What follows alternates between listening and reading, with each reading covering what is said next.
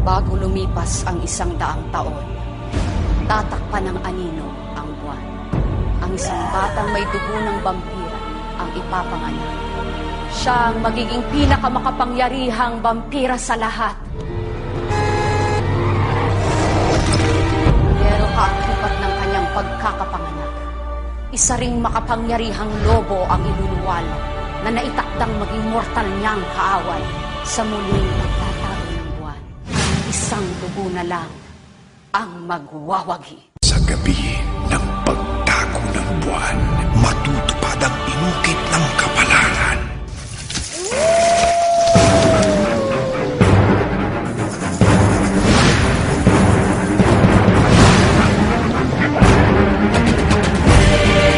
Ang itinakdang magmahalan.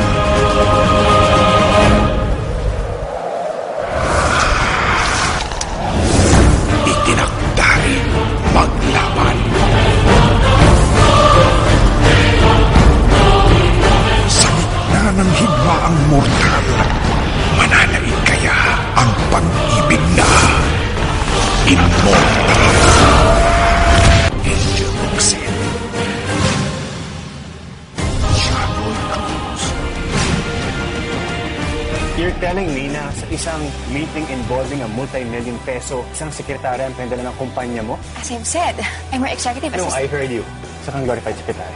I don't believe this. Ang pag-ibig ko sa'yo ay wagas. Nakanganga ka, Miss Ye. Ikaw yung tipo ng babae na naghihintay na lalaking para sa kanya, no? Kung iniisip mo ngayong ako ang lalaking yun para sa'yo, maling-mali ka, Miss Ye.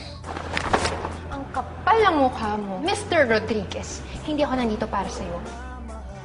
Hindi na ako papayag na masaktan kanila uli. Nakakilala ka naman ng taong ibang epekto sa'yo. Yung unang kita niya pa lang, iba lang naramdaman mo sa kanya. Hindi kita bibitawan. Hindi kita iiwanan. Pangako.